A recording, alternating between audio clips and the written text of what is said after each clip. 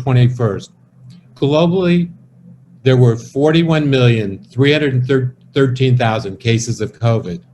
Globally, the deaths were 1,132,000. United States cases of COVID, 8,249,000. US deaths, 220,362. And right here in New York City, the number of COVID cases were 257,028, and the number of deaths were 23,949. In addition, 14% of New York City residents are currently unemployed. That's 1 in 7, or 538,000 plus New Yorkers. And yet a year ago, the unemployment rate was only 3.7%. So let's start with our first panelist, Monsignor Kevin Sullivan. Catholic Charities is a federation of more than 90 agencies that provide services that feed the hungry, strengthen families, along with integrating immigrants and refugees throughout the New York metropolitan area. In addition to coordinating the Human Services disaster response, Monsignor Sullivan represents Catholic Charities agencies in public discussions and issues such as immigration, job development, housing, homeless services, and the like. Kevin, welcome. Gordon, thank you so much. So Kevin, you played a big role in previous disaster responses, including 9/11 and Hurricane Sandy. Now adding to your experience with COVID-19, how were all these crises similar and how are they different? So Gordon, I guess the first thing you're saying is saying that I'm old because I was around for all of those things. But you know where we begin with everything, Gordon, the commonality. There's always tragic human pain, death, loss, injuries. So every disaster has that type of commonality. And as usual, in those disasters, it's always the poor, the most vulnerable, that suffer the most in those situations. So that's a basic commonality. But the other thing I would say is, if we move beyond that, is they're all unexpected. And they're all taking us by surprise, even the natural ones, where you have a weather forecast that might give you a couple of days warning, but you never know until they happen. And so as a result, human service agencies are always playing catch up. You're always dependent upon your current existing infrastructure and capacity. And you're responding in the first days and weeks until you can build additional and disaster specific capacity. So you take whatever resources you have, you shift them around, you have to make timely decisions. Those are the things that are common to every disaster that I've experienced. But then if you go to the dissimilarities, they're so very different, from whether it be the source of why they happen, the impact, and the needed response. So 9/11 was a geopolitical terrorist attack, but it targeted a very, very specific target, immediately deadly impact for 3,000 individuals. Superstorm Sandy was a natural disaster that struck hundreds of miles of the coast of New York and New Jersey, much less loss of life, but yet the property damage was huge throughout that area. And then you come to our current COVID-19 pandemic, 10 times the number of lives as 9/11, not in an instant, but over a 6-month period, and it's not ended. And the job loss, which you alluded to, the infection, so very, very different. And in this, nobody is left out, because even depending on how you act, you got to decide: are you wearing a mask? You're not wearing a mask. Nobody in the whole New York area, the country, be it the world, is left out. So those are the differences among those three disasters that I've experienced. No, Kevin, that was very helpful in terms of the commonality, the depth, the despair, all unexpected and nonprofits playing playing catch up. But there's a similarity, and I think you're absolutely right. No one is left out, literally around the world in terms of COVID. So you've seen, and we've seen, food insecurity nearly doubling since the start of COVID. With your food distribution initiatives like pop-up pantries, what have you had to do differently, and how did you identify and prioritize the areas that needed it most? Okay, so let me say a couple of things. I mean, one of the things that most emergency supplemental food programs have been doing for the past decade, in order to make sure that we kind of try to respect the dignity of those whom we're helping, we kind of went to what they call a client choice food pantry. In other words, we set up our food pantries in like a little grocery store where those who were coming and needed food could come in and they could take off the shelves the items that they wanted. We felt, and I think most people felt, that respected their dignity.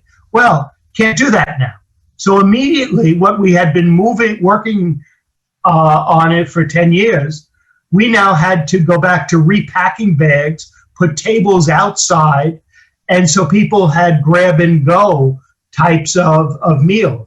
You know, we provided 2.5 times the number of meals we would ordinarily have done. So that was kind of one example of that. We've all spoken about the remote learning that people have done. Well, we moved to remote counseling, remote telemental health, to remote preventive services. So those were a lot of the changes we did. And on the other hand, for some of the services programs we had that were residential for special needs populations, those with emotional, with physical challenges, those we couldn't change very much, except we made sure that our staff had PPE, that we reduced staff not below a safe level, but to a level in which we could protect not only the lives of those we were serving, but those who were doing the serving. So those were some of the changes that we had to make very, very quickly. I was going to say all in a very short period of time. And Kevin, similar to food distribution services, an ongoing hallmark of Catholic Charities, and another you're so proud of, continues to be integrating immigrants and refugees. How has this changed during COVID, given increased barriers to mobility, primarily emanating from the federal government? Sadly, Gordon, when we're having this conversation, we just, again, learned in the past day or so the incredible impact that the incompetent and the disastrous and the humane policies of this administration are having. Now they're admitting, when they're forced to in court, that they can't find over 500 parents of a problem that they caused by taking those parents away. I use that because it's such a poignant, ongoing example of the volatility that our current federal immigration protocols and procedures have, that we have been having to respond to. In the pandemic, again, the ongoing issue is because we failed to have comprehensive immigration reform, that we have over 10 million people who don't have the right documents. And so, because of the divisiveness in our country, we kind of almost always say, well, if it's federal dollars, you can't help somebody who needs help if they are without the right document. Fortunately, we had some very, very generous New Yorkers who said to Catholic Charities and others, hey, wait a minute, that's unfair. These are our neighbors. These are our neighbors who are working. These are neighbors who are paying taxes into our economy. They're keeping us going. And so we at Catholic Charities alone, there were other groups too, we did what we usually don't do. We did over a $4 million cash assistance program, particularly targeted to immigrants and refugees who were left out of all of the other programs that are there. It is a disaster, the current situation, and quite frankly, it's only my opinion, but it's my opinion. What's being done now in immigration policy is using the excuse of pseudo public health concerns, and there are legitimate ones, but to do blanket policies which are betraying our American tradition of welcoming immigrants and being a place where refugees can come to seek help from persecution. Yes, there are legitimate public health concerns that we have to care about, but we can't use this pandemic as an excuse to keep out all immigrants or refugees. And Kevin, your point, without social service agencies, without nonprofits, so many more immigrants and refugees would go unassisted. And I also remember you sharing with me that there weren't a lot of questions asked when you were distributing the dollars. When a family presented themselves, the assumption, and rightly so, was there's a need for that particular family. So thank you very much. So our next panelist is Jennifer Jones Austin. FPWA is an anti-poverty policy and advocacy organization committed to economic opportunity and upward mobility for low-income communities, reaching over 1.5 million people in New York each year. As CEO and executive director, Jennifer has led significant changes in social policy and law in New York to strengthen, empower the disenfranchised and marginalized. Jennifer, welcome. Thank you. Good to be here with you and with my fellow alums and friends. Absolutely. So Jennifer, you had extensive experience with nonprofits in helping traditionally underserved communities. How have you seen the organizational goals and the organizational operations of nonprofits shift over the past few months in light of COVID? Well, the first thing I'm going to tell you is that when you read my introduction and you mentioned that the organizations with which we work serve and support more than 1.5 million New Yorkers, I thought to myself, that number surely is significantly higher today because of COVID. Because what I've seen is that the nonprofits across the city of New York, those who partner with FPWA, Catholic Charities, UNH, UJA, and other institutions or working by themselves, are all trying to do as much as they can in this moment. These are the organizations that long before COVID were serving the people who were most challenged in New York City. And the people who were most challenged in New York City became all the more challenged because of COVID. So these organizations, child welfare organizations, found themselves delivering food supports. These organizations may have been providing youth services, and all of a sudden we're also doing meals and trying to figure out how to get emergency rental assistance to families of young persons they're supporting. We saw that organizations that were engaged in the work of elderly supports or childcare were now also centering on mental health supports for the individuals and the families that they serve. So what we have seen a lot of is people expanding their portfolio of service when and however they could to be responsive to the need. We saw a lot of emphasis being placed on the needs of the staff themselves. So all of a sudden organizations were appreciating that their staff were challenged in how they got to work, or challenged when it came to, providing for PPE needs, as Monsignor Sullivan spoke to, but also experiencing firsthand trauma, the trauma themselves of being essential workers and having to, go out into the world and provide services to people in need and putting themselves at risk and fearing that they were bringing the virus home to their families. So we've seen nonprofit human service agencies focus on trauma of clients, but also trauma of their staff persons. And then this overall challenge of having to do more with less as the government began cutting back, but this need being ever growing. How are they going to manage that? A lot of organizations engaging in advocacy. And then a lot of them beginning to think about how to plan beyond COVID, appreciating all the challenges that present now and in the weeks and months to come. Yeah, so Jennifer, the social service organizations that you work with and the others that you mentioned have to continue to do the work they were doing, but all this additional work, and at the same time responding to the challenges and needs that staff are facing in a realistic and oftentimes very scary way. So Jennifer, nearly 1 in 5 New Yorkers live in poverty, the majority of whom are from communities of color. You've been an advocate for developing race-conscious policies to combat these disparities. And how has the COVID crisis impacted development of these policies? Has it helped or has it hurt? So you know me, Gordon, the eternal optimist. So I am I am kind of hanging on the side of it's going to help. And why is it going to help?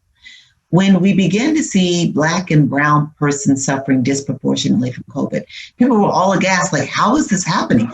Why is the infection rate higher? Why are they dying? Why are Black and brown persons dying at disproportionate rates? And very quickly, we began hearing the social scientists and the health practitioners talk about comorbidities, speak about the social determinants of health, how poverty is a stressor, how education and the lack of quality education puts Black and brown persons at a disadvantage, how low wages challenge people and lack of access to jobs with fair benefits that allow for paid sick leave. We learned about lack of quality access to quality healthcare, and how all of these are social determinants of health. There's this line that is often said in the Black community that when America catches a cold, we know that Blacks catch pneumonia, right? And COVID brought that to bear, and it helped us to look at all of the systemic racial disparities, all of the racist policies and laws that have permeated our society for so long that have kept Black and brown persons at a disadvantage. Women and transgender persons at a disadvantage. And so what I'm hoping and believing and trusting is that COVID is putting a spotlight on these issues, and it's going to allow us to just center on racial inequity in the form of housing, healthcare, education, economic inequity, and allow us to just kind of plow on through and say, we've got to deal with all of these issues. No, Jennifer, you always have been a glass half full kind of person, which I appreciate. And speaking of stressors, you're absolutely right. COVID is just one more stressor. But to your point, hopefully that spotlight can be that much broader and brighter.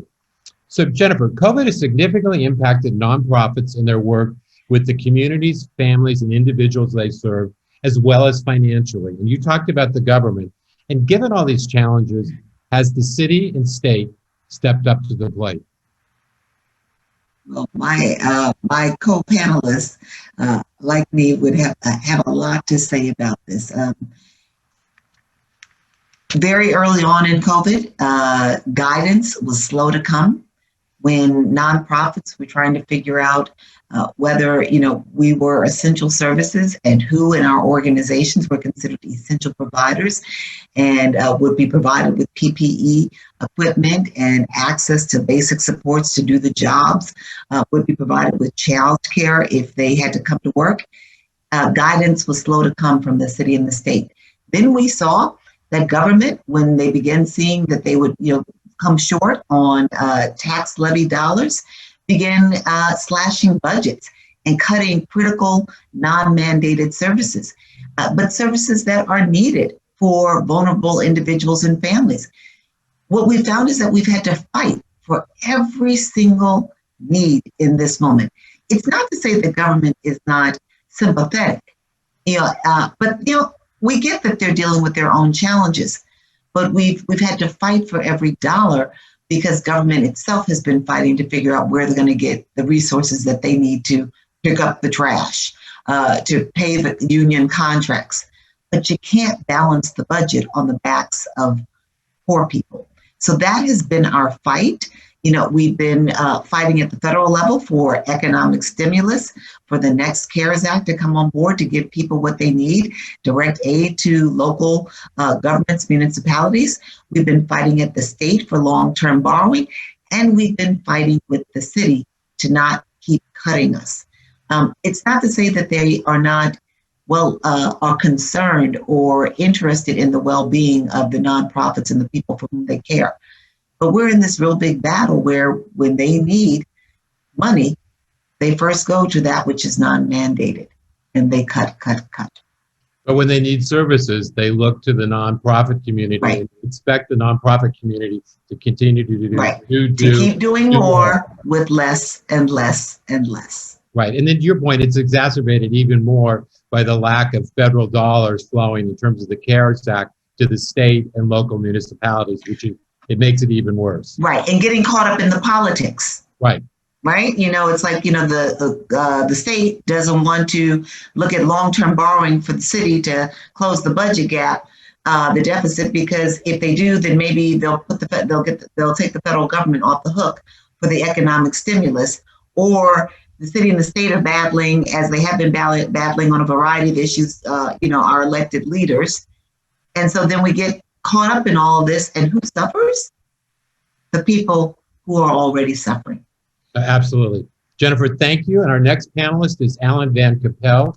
Education Alliance offers high-quality, multi-generational programs and services to the diverse communities in Lower Manhattan, helping to enhance their well-being and socioeconomic opportunities. As president and CEO, Alan leads their network of community centers offering social, educational, cultural, and recreational services, programs, and events. Alan, welcome. Thanks, Gordon. It's great to be here. Great to have you. So, Alan, you have a strong background in coalition building that significantly influenced the passage of legislation allowing same-sex marriage in New York. How has COVID changed the nature of this process, both the policies themselves and informing connections between organizations? It's interesting. I keep thinking about the quotation from E.B. White. New York is to the nation what the church spire is to the village, the visible symbol of aspiration and hope, and that the white plume is saying that the way is up. And I think how New Yorkers, specifically the nonprofit community, even business leaders, philanthropists have stepped up in this moment has been a real example for the rest of the country. I think New York has done so much of this right. And I think this is all about, for a not-for-profit, figuring out who can be helpful, and it's all about relationships and partnerships. So we know that there were 1.5 million hungry New Yorkers pre-COVID, and now there are 3 million hungry New Yorkers. There are 9 million people in New York, which means 1/3 of all New Yorkers are experiencing food insecurity. So we have to reimagine how we are getting food to folks. So we partnered with Rethink Food and Sean Donovan and Philanthropy and DoorDash, and we managed to get money to open up shuttered restaurants on the Lower East Side. We signed up hundreds of families to a special DoorDash app where at any moment when they were hungry, they can go onto an app, see a restaurant they're familiar with, choose the menu items that they wanted and have it delivered to their door for free. This moment about partnerships and tri-sector approach allows for a lot of innovation. And this was piloted here on the Lower East Side, in Austin, and in Washington, D.C. We found it really effective and are now trying to figure out how FEMA can make it part of their permanent funding in order to help the newly food insecure. We knew that the learning gap for kids growing up in low-income households during virtual learning, it was going to grow by 15 to 20%. And so again, with partnerships with the corporate sector and philanthropy, we managed to get thousands of tablets, Wi-Fi hotspots, and supplies into the homes of the kids who would need it in their backpacks, so that those kids would have a better chance at being successful in virtual learning. Another statistic was that for every 1% increase in unemployment, addiction goes up 3.5%.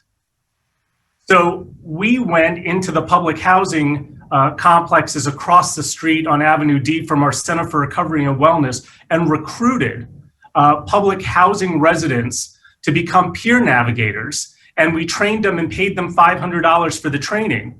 And then they became evangelists for our organization and brought people who were triggered back into addiction into our site.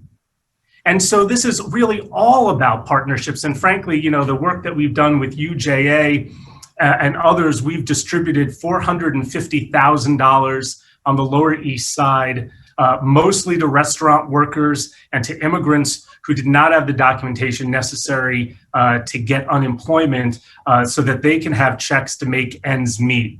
So I think this is really a lot about partnerships and relationships. No, absolutely. I mean, I think your point about relationships and partnerships makes so much sense, and also a very entrepreneurial spirit, which one would not always think is possible with a very large organization such as Education Alliance. Alan, your team was very proactive, and some of this you referenced, with the community response even before official lockdown orders were issued. How did you know how to respond so early in determining what your community would need? I think we sort of figured it out. I mean, in the immediate response, I think, like Jennifer had said, the city was really nowhere in giving guidance, right? And so we basically said, we're not, when the school day closes, when it snows, we always say our programs will be open if the schools are open, and when the schools are shut, we'll shut, and it's our guidelines. So everybody says, you follow the city.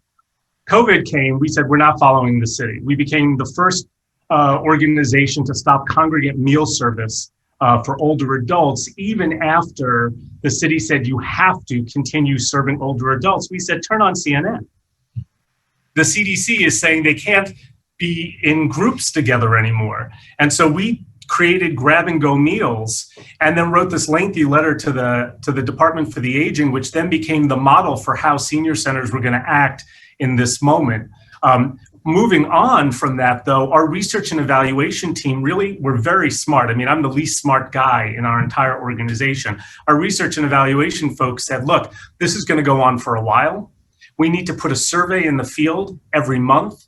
And every month we have to figure out what our people are going to need, because that's going to change. If you only ask them once, what they need in month one will change in month two. So as an example, people were not experiencing food insecurity in 1 month. Seniors were not reporting that they were lonely in 1 month. People were not needing cash support in 1 month. That all began to change in months 2, 3, and 4. And we have mapped this out. So if we do, God forbid, get a second wave here in New York City, we have some indicators to tell us like what we should expect people are going to need and when they're going to need them. I think the idea of a survey is so interesting, and knowing too that the needs are going to change, and they have changed over time. And Gordon, and also for the staff, right? We've been polling the staff too, because the reality is that, staff did not need mental health supports in month one, but a lot of them need mental health supports right now because they're dealing with this crisis. Yeah, and I guess the question is, what was the transition like, just given the suddenness of COVID when it's all sprung upon us, even though it was known couple months before, from both a customer, your client perspective, as well as from a staff perspective? Yeah, I love Elizabeth Ann Seton, and she has this, St. Elizabeth Ann Seton, a New Yorker, and has this great quotation that cheerfulness prepares the glorious mind for the noblest acts. And we were a very happy staff. Even in the middle of this crisis, we think, and the Baal Shem Tov in Judaism said to serve God without joy is to lead a very gloomy existence. And there wasn't a single moment where I think we weren't, joyful in how we did our work. Whether it was calls to seniors or making the plans, there was an energy and a dynamic spirit. It wasn't this gloom and doom. We were all sort of in this together. And I think that's the secret sauce for our organization, is that we managed to keep up our spirits, to lift each other up and to see each other first in humanity. And it sounds kind of touchy-feely for a nonprofit that's sort of the secret sauce. But I have to say, as someone who's done a lot of legislative victory, like legislative fights, there are a lot more defeats than there are victories. And if you don't look for the small victories in every day, then you're going to get defeated pretty quickly. And so I think we began an organizational practice of trying to find the victories, even the small ones, in every single day, and using that as the fuel to keep us going to the next one. No, your point about in it together, I know culture, organizational culture, is something very near and dear to your heart, Alan. Thank you. So our final panelist is Erasma Varas Montecchiolo. Power of Two is a home visiting organization that uses evidence-based parent coaching techniques to mitigate the negative impact of adversity and trauma between parents and children. With Power of Two, Erasma has created partnerships with policymakers, community-based organizations, and social change groups to build support for programs serving low-income populations in New York City. Welcome, Erasma. Thank you so much, Gordon. Happy to be here. Glad you're here. Can you talk about how COVID-19 has exacerbated pre-existing disparities in marginalized communities? How did COVID-19 make access to service, particularly mental health services, more challenging? Yeah, so throughout our COVID-19 response, we have really focused on healing from what we consider to be a triple pandemic for Black, Indigenous, and people of color. And I'm talking about a race pandemic, a health pandemic, and an economic pandemic. And the causes and effects of this triple pandemic are intertwined. And they manifest themselves in systemically racist policies and practices such as inadequate resource allocations to health services reaching predominantly communities of color. And as we saw in a study that appeared in the Journal of the American Medical Association not too long ago, for example, that the federal government systematically shortchanged communities with large Black populations in the distribution of billions of dollars in COVID-19 relief aid, which were all meant to help hospitals struggling to manage the effects of the pandemic. So the government allocated large chunks of a $175 billion relief package based on hospital revenue instead of the numbers of COVID-19 cases and other health data. And so this occurs in a context of overall poor quality care provision to the communities of color, with the U.S. Department of Health and Human Services, for example, indicating that Black and Latinx people receive poor care on 40% of the department's care quality measures. So Black, Indigenous, and people of color face significant barriers to accessing high quality preventive services already, that would help promote long-term health and social emotional well-being, which really leads to higher risk of heart disease, obesity, depression, and so much more. And as we know, these higher rates of pre-existing conditions lead to higher rates of COVID infection and death. And so I saw all of this play out in Brownsville, Brooklyn, for example, where pre-COVID, we were seeing that the average annual citywide rate of psychiatric hospitalizations was approximately 600 compared to 1,900 psychiatric hospitalization in Brownsville. That is triple the citywide rate. And even now during the pandemic, and with the increased attention on and advocacy for mental health services, the digital divide has made it increasingly even more difficult for community access services that have predominantly moved online. So individuals without equipment or access to broadband can't really access a host of services.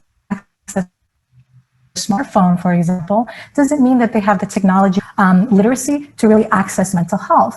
And so these technology barriers compound with barriers that already exist, such as geographical accessibility and affordability, and make it extremely difficult for communities of color to access mental health services. You're right, a triple pandemic, race, health, economics, the causes are so intertwined, and it plays itself out in so many fronts, and more often than not in a good way. So with your focus of power... Exactly, and that... Go ahead. No, I was going to say that, the circumstances in which we've all been living is already creating a higher demand for mental health care, right? And unfortunately, our healthcare system is just ill-prepared to respond to that need. So Erasmus, with your focus on resilience in low-income communities, what does that look like in the times of COVID? What new challenges and focus areas has it presented for your organization? Yeah, so, our work is deeply rooted, as you know, in healing. And healing can only really happen if you have healthy relationships and access to social networks. And so those relationships really do provide a reprieve from the systems that oppress people of color. And so when COVID struck, there was no reprieve. Many of us, as we all experienced, were isolated from loved ones and friends, and we were constantly reminded of our trauma and pain on television and in the news with images of George Floyd's death, Ahmaud Arbery, Elijah McClain, and countless others, and the continued brutalization of Black and brown bodies by police, as well as the hundreds of thousands of others that died from COVID. And so with our connections to the daily realities of the communities that we serve, we were acutely aware of the devastating impact that the pandemic would have on our families and our communities' physical and mental well-being. And so it was incredibly critical for us in the earliest stages of our COVID response to ensure the continuity of our parent coaching program to alleviate the growing stress and anxiety the parents and children were experiencing, as well as alleviating some of the financial burdens in the immediate term, as well as promoting longer-term healing. So our first priority was to really, acknowledge our shared humanity. We're all living through this triple pandemic together, and it's important to recognize that families' minds were overwhelmed by all of the misinformation out there about COVID, and we're often worried about things that they rarely had to worry about before, like, for example, where to buy toilet paper during that shortage, or baby essentials. So we had to really focus on raising funds to provide all of our families with 3-month supplies of diapers and wipes and formula and cleaning supplies, as well as reusable masks. And all of this is in parallel with our efforts to provide immediate relief to families. We have also focused on working with stakeholders to amplify the community voices through broader social justice movements. So in partnership, for example, with the Ocean Hill-Brownsville Community District 16 Community Health stakeholders to map out community resources, assess local needs, engage in effective communications about community health, and ultimately build lasting infrastructure for ensuring that all community residents are really able to access resources and support. So healing power two has always been important, but even more so in the age of COVID. Absolutely. So, Aressa, Power of Two does a lot of work, as you pointed out, on family-based services. Given that schooling and childcare are so different and so disruptive this year, how have you had to adjust your work to accommodate the current and ever-changing circumstances?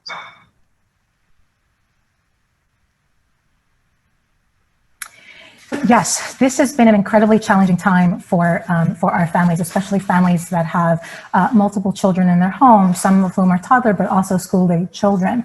And so really trying to adapt our programming in a way that is incredibly inclusive and that is also, like I said before, humanizing the interaction. So making sure that there's flexibility in our delivery model that allows for parents to share their frustration with the education system, to share the why they have opted out of doing in-person schooling for their children and have opted into remote learning, really understanding the context in which they're living. They're dealing with so much already, and like I mentioned before, with so little reprieve. And so thinking about that context, how do we connect them to the services that they need? How do we ensure that we're providing the guidance that they're not receiving necessarily from the Department of Education around how to navigate technology to support your children, how to navigate accessing services online, but also we have to do the same framework or framing for our team. So really understanding the challenges that our team is also experiencing, so similar to what Alan was saying earlier, making sure that we're providing opportunities for them to access childcare, making sure that we're accommodating their schedules to allow family members to participate in our programming, but also allow our team to be able to care for their children while also providing the support for families. And accommodating the larger family as part of our service delivery model. So, I really like the fact that you were really empowering your clients, your families to share their frustrations, giving them a voice. It is difficult and so challenging. So once again, I remind the audience, if you have a question, just click on the question and answer icon at the bottom of your screen and type in your question. But now I've got a question for all of our panelists. Throughout the course of the pandemic, how did you balance your response in deciding whether to radically shift gears, pivot your work, or stay the course? Radically shift gears, pivot your work, or shift the course. So Jennifer, we're going to start with you, followed by Alan, Aressa, and Kevin. Jennifer. Okay, so here's the deal. I'm going to make you all laugh. This is what you call going with the moment. The power in my house just went out. So I had to grab my iPad and come outdoors to be with you. The question is?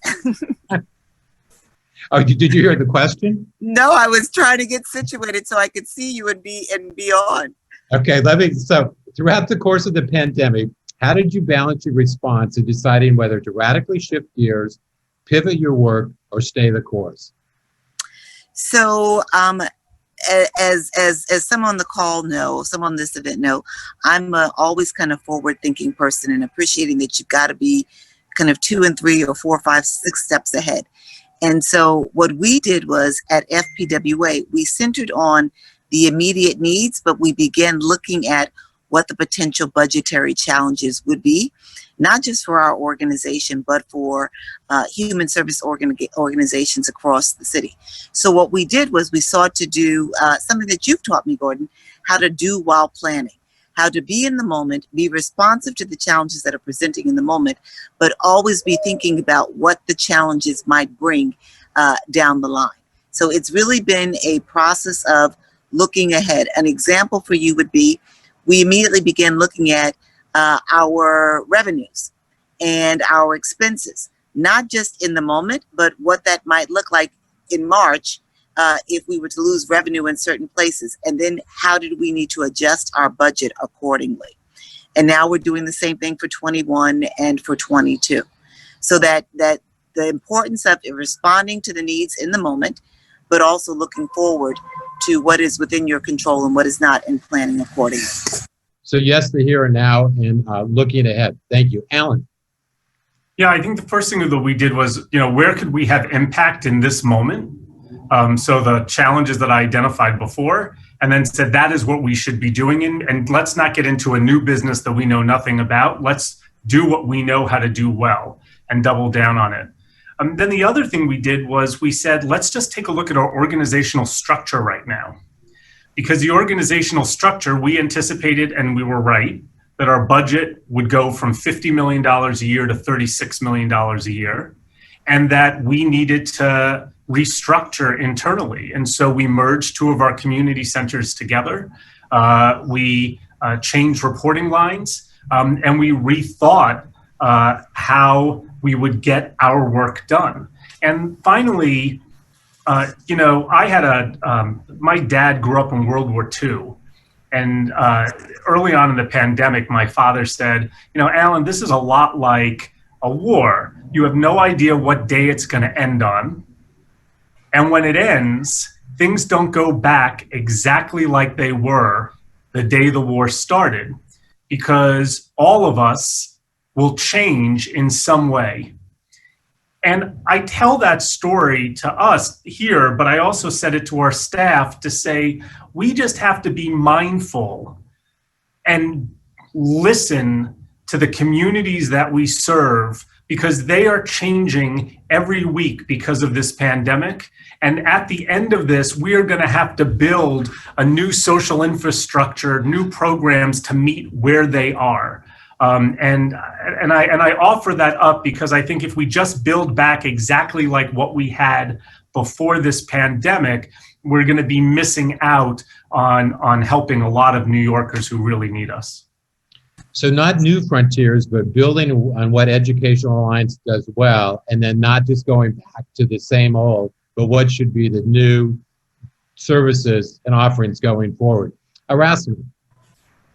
Sure. I mean, for us, it was incredibly clear from the start that we needed to really prioritize our communities and our team to ensure their health and well-being. So we made the shift pretty immediately to work from home for all team members, and developed and implemented in partnership with the University of Delaware, who they're the developers of the ABC model, a virtual tele-ABC model that would allow us to shift to serving or providing the remote tele-ABC delivery. And so, but we knew that in order to do that, we really had to understand the digital divide better. We all knew it in the abstract, but weren't sure what that really meant in reality. And so we conducted a tech assessment with both our team and our families in the different communities that we're serving to really fully understand to the depth of the digital divide. And what we found was that 34% of the families in Brownsville, for example, lacked access to technology, meaning technological equipment, but also to broadband. And we saw that the same thing in the South Bronx with 40% of the families also reporting lack of access to technology and to broadband. And so our next goal was to identify ways to provide those equipment to families so that they would be able to connect not only to our programming so that we can provide them with support during the pandemic, but also because we knew that a lot of programming was shifting online. So if you wanted to apply for, unemployment insurance, most of the time you would have to do that online. If you wanted to have access to doctors, you would have to do that online because they were not seeing people in person. And so really focusing on partnering with the board to create a strategy for fundraising to help us raise enough funds and resources so that we could provide this technological equipment for our families, and also making it available for our team. Then in addition to that was creating, the actual mechanism by which to deliver all of these materials to the families, then creating user guides so that they fully understand how to navigate the technology that they had not been familiar with, and really supporting them through that entire process. Additionally, really focusing on our team internally, so developing the infrastructure to support our team who were already, are already from the community themselves that we're serving. And so they too were experiencing a lot of trauma and secondary trauma because they're supporting, lots of families. And so making sure that we were creating the internal infrastructure that would allow us to provide stipends for self-care, opportunities for them to, connect with a subscription to unwinding anxiety, and also opportunities for them to come together in a peer support way. And so was really trying to do the programmatic work by also looking at our finances and really budgeting and planning not only for, what we thought was going to be a 7-month-long issue has become even longer term. So really thinking forward about what to do over the next 2 to 3 years. You have to really figure out how to work around the digital divide. Kevin. Gordon, I think you asked us to say, well, what did we do? We did new stuff or continue, adapt, whatever. The answer is all the above. I mean, and again, if you're dealing with more than a single program, you got to do it all, and there's not the same answer for everything. The other thing is, and I've used this many times, is I'm sorry, but you sometimes have to throw precedent out the window. Some of my staff was not too happy about it because they wanted to know what the precedent was or what the policy was. And this is going back to 9/11. In that, I used to say to people, oh, here's our new policy. Anytime that 2 planes hit a building within 12 minutes of each other, this is the policy that we will use. You need to come up with concrete, community-based, specific responses to what the needs are in that time. And you may not have a policy that lasts forever, but you got to respond in that time. So you got to do new things. We in the nonprofit sector don't do a lot of direct cash assistance. We do a lot of services, but it's not a lot of giving people cash. Well, in this, because people needed cash and donors wanted us to distribute that, well, we said, yes, we'll figure it out how we do that. Some things you had to continue. You had residences for extremely vulnerable people. You couldn't close them. Maybe you did a little adapting. And I'll tell you, sometimes you just had to say realistically, we can't do what we've always done. Just within the past day or two, we canceled for the rest of this winter, winter and spring, our 15,000 youth basketball program, which was indoors, because we can't do it. So you gotta just realistically say, if you try to quote unquote save everything the way it was, you lose it and you don't respond to what the new needs are. So you just gotta be nimble. You gotta not be bound by precedent.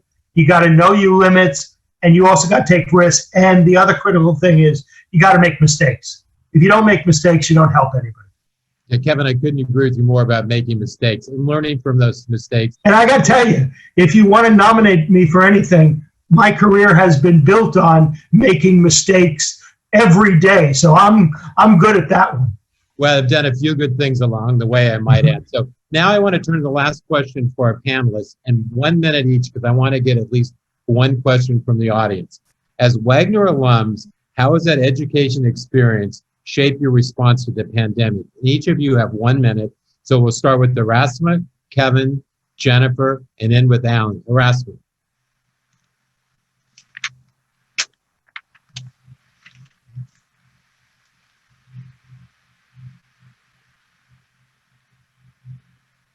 Erasmus?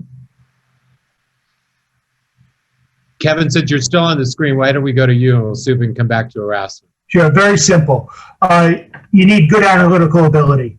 I mean, you can do it with your heart, but you also better know the data you have. You're going to have to deal with imperfect data. But if you don't do the analytical ability to kind of look at what's going on, you're not going to make the right response in situation. And some of the skill sets that were part of the Wagner curriculum really help to kind of focus on some of the analytics needed to make a good response, particularly in emergency situations. Great. Jennifer. Building on, borrowing and building on what Monsignor Sullivan said. The analytics courses that I took, as well as the strategic planning, and policy making. You know, in my work, appreciating how you cannot do policy work without having strong strategy and without having a really good sense of how to assess, analyze, understand data and data trends. So it's helped me significantly. May not have gone to law school had I known about Wagner before. I can relate. Erasmus. We still don't have Erasmus, so Alan. Yeah, building on what Jennifer and what the Monsignor said, yes to all of it, but then also the emphasis on race and class as well. You know, there are two pandemics that are or two crises going on right now in the city. One is the pandemic, the other is the reckoning on racial equity, and nonprofits are having to manage through both. And a lot of what I learned at Wagner helped inform some of the decisions we made recently, including to change the structure of our leadership team, which is our decision-making body. We announced last week that we are adding 10 new members to that body, all of whom are people of color. And for the first time in our 130-year history, a majority of our leadership team will be made up of POCs. And that is something that just isn't done in historically Jewish organizations. And a lot of that inclusivity and what I learned at Wagner helped inform that decision. Great, thank you. And then let me turn to my colleague, Tom Hernandez, who's Director of Alumni and Student Engagement at Wagner. I think we're just gonna have time for one question. So Tom, select the best question. Oh, the pressure is on. It is. Okay, I think with the election just a couple of weeks away, folks want to know, what is the one policy fix that you would like to see from a potential Biden administration that would help with the work you do? Okay, and why don't we start with Erasmus, if you're back, Alan, Kevin, and Jennifer briefly. Erasmus.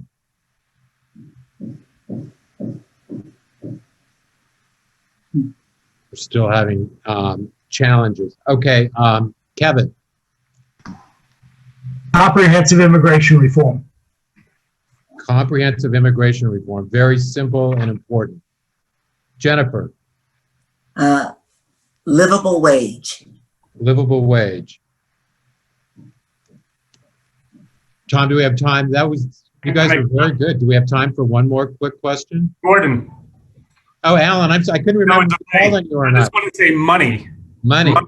The Democrats taking back the Senate and a Biden White House will mean a lot of money that's necessary for all of us, both in Albany and in the city. There will not be a state or a city bailout unless those two things happen. And if they don't happen, we are in for a very long winter.